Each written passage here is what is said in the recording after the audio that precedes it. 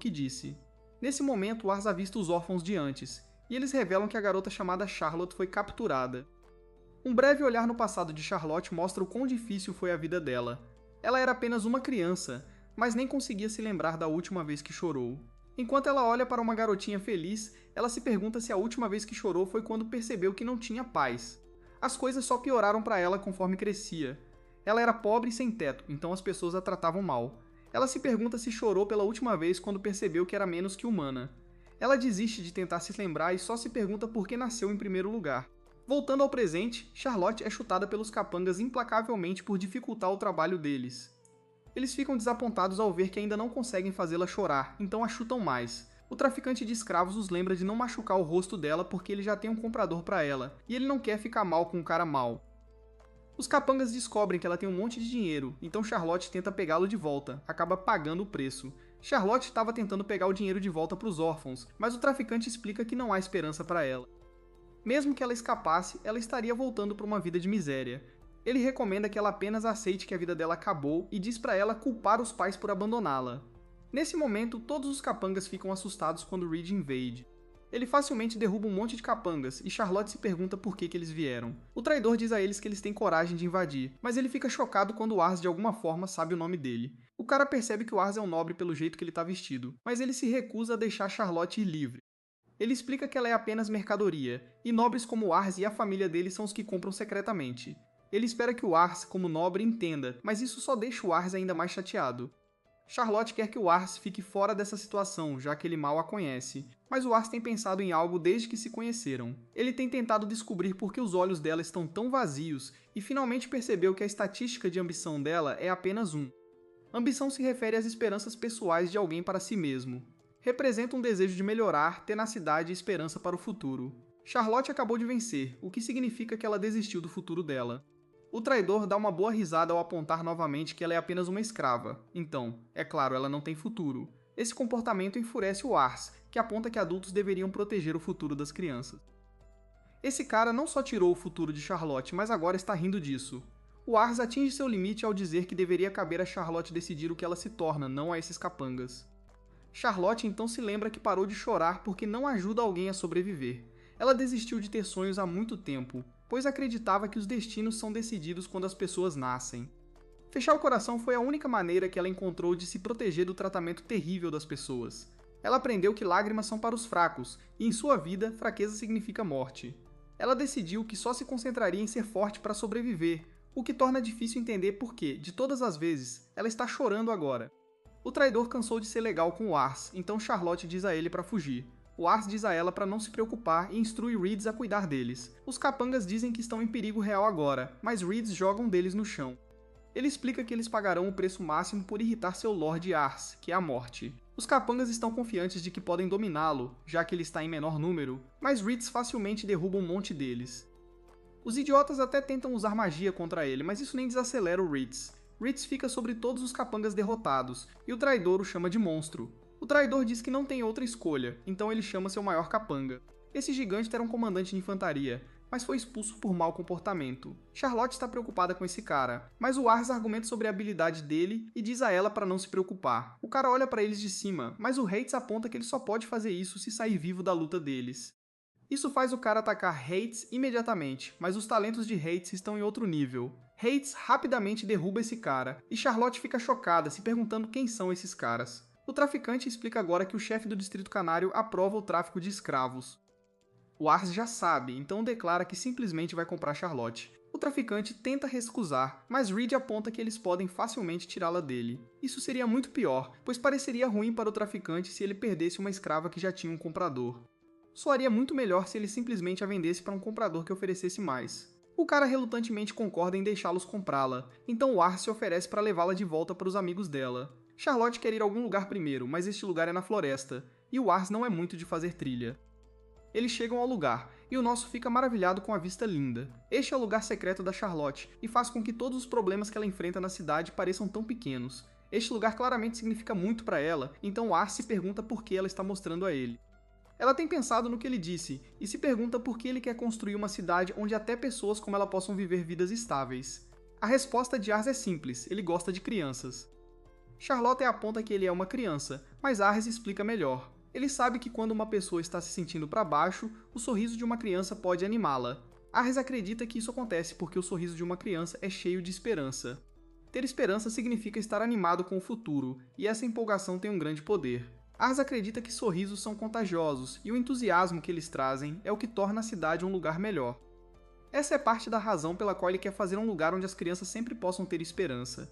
É por isso que ele quer construir uma cidade onde as pessoas possam viver vidas esperançosas e estáveis. Ars pede desculpas ao perceber que parece que está dando uma lição de moral, mas Charlotte surpreendentemente concorda em ser sua serva. Ars a lembra dos órfãos, mas ela explica que é por eles que ela está fazendo isso. Ela quer que eles tenham o tipo de futuro que Ars está falando. Nesse momento, Rich mostra que no armazém ele encontrou um item para usar magia. Rich confia na habilidade de Ars de encontrar talentos, mas ele quer ver por si mesmo se Charlotte pode usar magia. Ela concorda em fazer isso, mas os lembra que ela realmente nunca usou magia antes. Ela nem sabe como lançar feitiços ou qualquer coisa.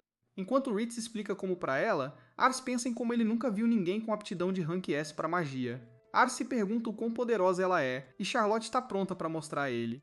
Ela recita uma curta encantamento e libera um feitiço de fogo incrivelmente poderoso. Os caras ficam chocados, mas isso não é tudo, pois o feitiço pode ser visto de longe. Pessoas em todos os lugares ficam maravilhadas com o fogo que cobre o céu, e o item mágico se estilhaça. Os caras ainda estão maravilhados, e Charlotte finalmente mostra alguma confiança. O nosso não poderia estar mais feliz, e Ritz finalmente reconhece o talento dela. Charlotte fica feliz em saber que receberá um salário mensal, um lugar para ficar e comida regular, mas ela gostaria que todo o dinheiro fosse enviado para ajudar os órfãos. Tudo o que ela precisará é o lugar para ficar com um pouco de comida, então Arlos concorda em fazer isso. Ars sempre sabe o que dizer ao declarar que mal pode esperar para ver o que o futuro dela reserva. Charlotte declara que fará tudo ao seu alcance para tornar o sonho de Ars realidade, e ela o chama de Lord Ars. Ars aponta que ela não precisa ser tão formal, então ela fica aliviada porque ela não é muito boa nisso, e ela é mais velha que ele de qualquer forma. Charlotte pede desculpas por pegar o dinheiro deles e agradece por salvá-la. Ars diz que não é nada demais, pois ele só quer ir para casa e comer alguma coisa. Ela diz a Rhys que o futuro de Ars é o que ela realmente quer ver, e Rhys concorda. Enquanto Charlotte diz aos órfãos que vai buscar leite, Ars pensa em como está feliz por agora ter dois aliados confiáveis. A Casa de Levante está inegavelmente ficando mais poderosa, mas Ars não pode negar que está começando a sentir a pressão. Ele está cercado por pessoas incríveis, mas Ars duvida se pode liderá-las, já que ele é tão comum. Se ele estragar tudo, então ele estará traindo as esperanças deles por ele. Ars recupera a compostura quando se lembra que fez uma promessa a eles, e ele fará tudo o que puder para construir uma grande cidade. Todos eles finalmente param para comer uma refeição, mas fica bem claro que Charlotte terá que aprender o básico de etiqueta e fala. Charlotte acha que será impossível, mas Reitz explica que ela deve, se for acompanhar Ars às refeições. Charlotte diz a Ars que ela preferiria tirar uma soneca, mas Reitz tem que lembrá-la que ele é Lord Ars para eles. Depois disso, Raven se recusa a aceitar Charlotte, pois acredita que o campo de batalha é muito perigoso para mulheres. No entanto, Ars faz Charlotte demonstrar seu poder, então Raven rapidamente muda de ideia e a aceita de bom grado em sua casa. 3 anos se passam, e aprendemos que o Distrito Canário, onde Lambert está, tem tido disputas com a província de Sitz. Raven foi despachado para batalhas várias vezes, mas o moral permanece alto entre as tropas. Raven acabou de retornar de uma batalha vitoriosa, e ele explica que a estrela da luta foi mais uma vez Charlotte. Charlotte fez um nome para si mesma nesses últimos 3 anos, e o nosso vai cumprimentá-la. Charlotte apareceu como um cometa no campo de batalha e logo se tornou a maga mais temida por perto. Ela até recebeu o título de Dama das Chamas de Levante. É tudo graças a ela que o núcleo de magos deles agora é o orgulho da Casa Levante, ao lado da tropa de infantaria de Raven. Isso não é tudo que mudou, pois aprendemos que Ars agora tem um irmãozinho e uma irmãzinha. Claro, Ars usa sua habilidade de avaliação neles, e suas estatísticas deixam claro que ambos serão cruciais para o futuro da Casa Levante. Nesse momento, Ritz revela que uma família de caçadores acabou de se mudar para Lamberg. 2 dos irmãos são bem altos e fortes, então Ritz acredita que eles podem ser uma boa adição à unidade deles. Ritz e Ars decidem visitá-los, então Charlotte os acompanha como escolta de Ars, já que ela está de folga.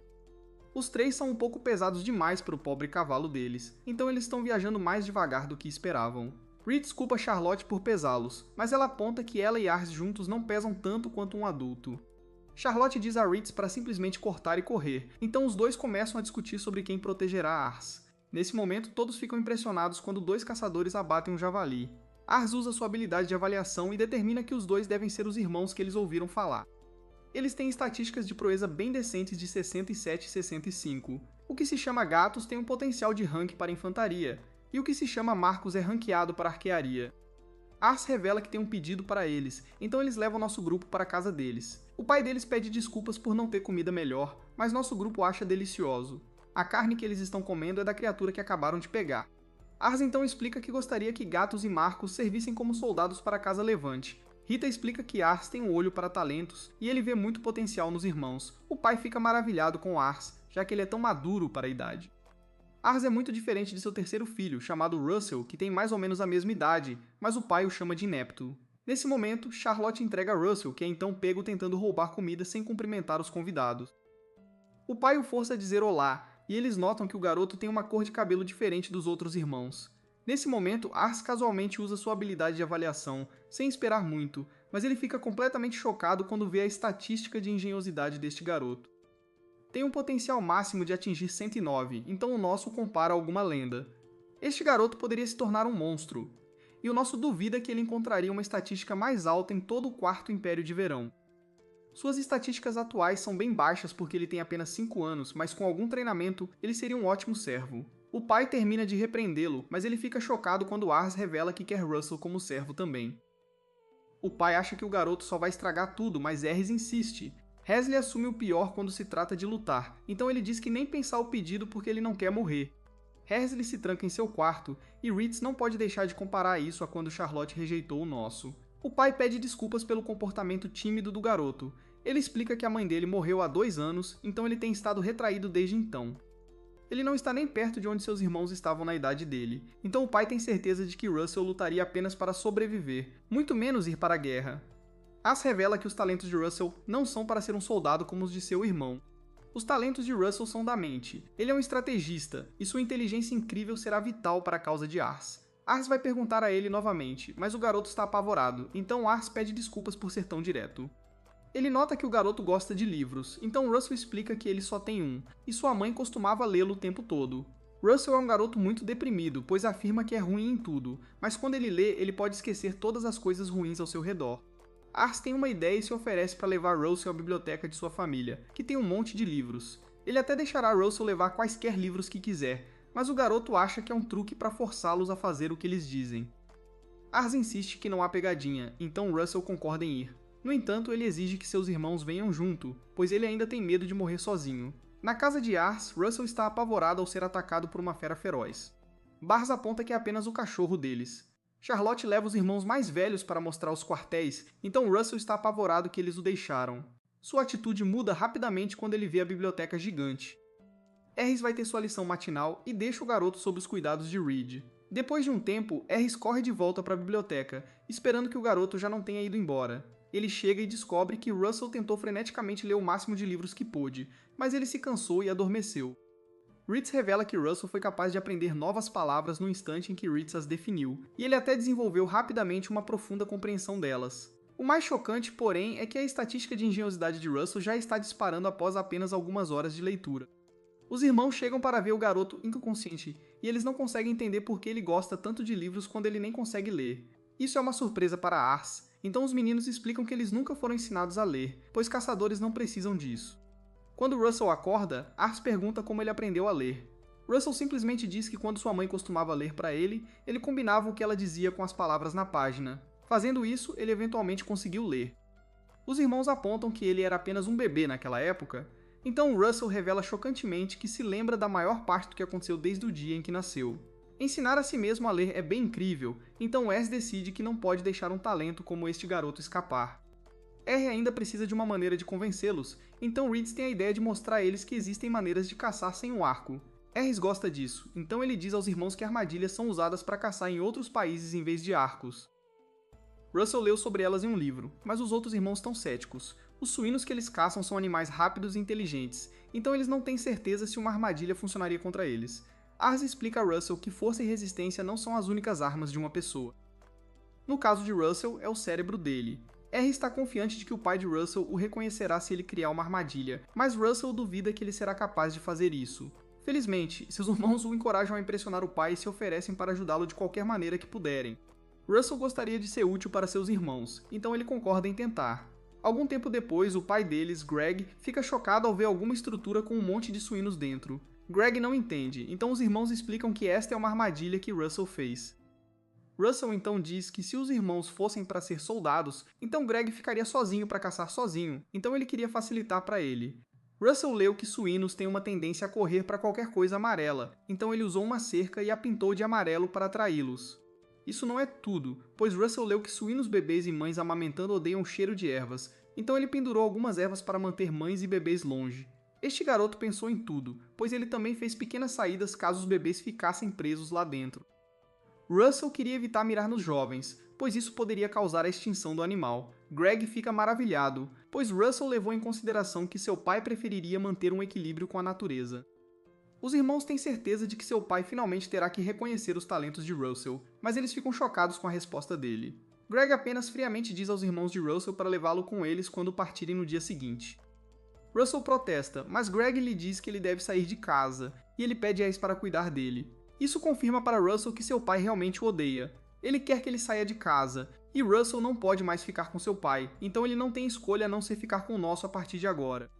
As rejeita essa ideia, no entanto, e diz a Russell para ir para casa por enquanto, pois ele tem certeza de que Greg tem suas razões para dizer o que disse. Naquela noite, Russell pensa em como sua mãe começou a ficar doente depois que ele nasceu.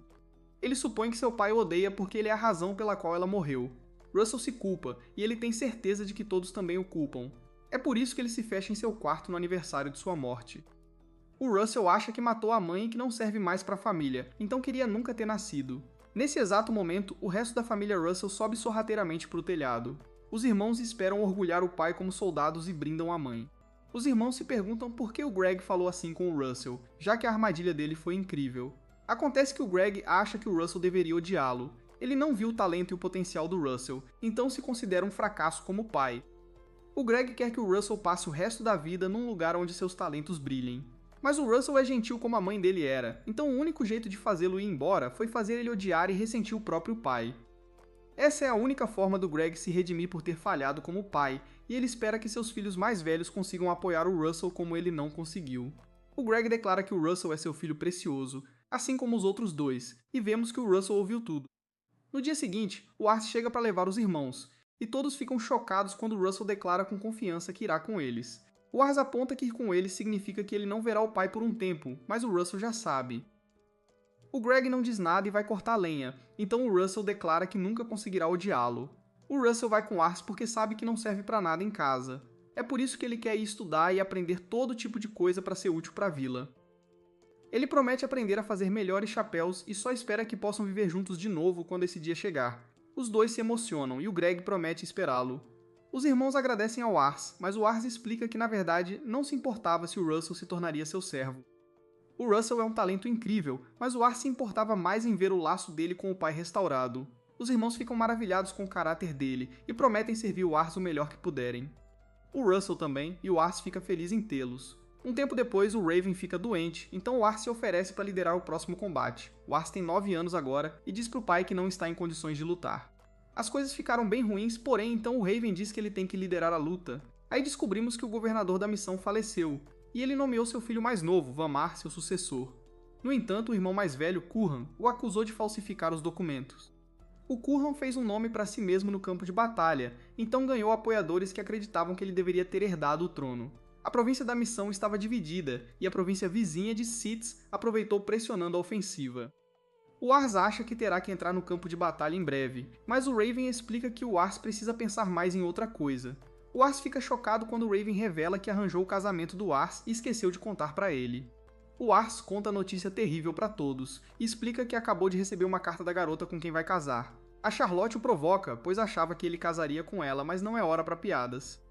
O Ars é então chamado lá fora, pois sua noiva chegou. Ele entra em pânico, pois nunca teve nem namorada na vida passada. A garota se apresenta como Lisha, e o Ars não acredita que essa garota é com quem ele vai casar. Ele, claro, usa sua habilidade de avaliação nela, que chocantemente revela que ela tem diplomacia 100 e ambição 80. Isso é bem assustador, e o Ars não entende como o status de ambição dela pode ser tão alto. Não faz sentido porque ela parece tão gentil e meiga. Nesse exato momento, o Ars percebe que pode ser só um disfarce, e a ambição dela significa que ela quer roubar o trono dele.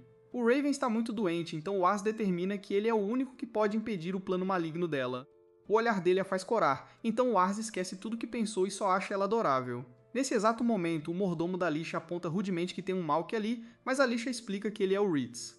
As histórias de suas façanhas no campo de batalha são lendárias, então ela força o mordomo a se desculpar.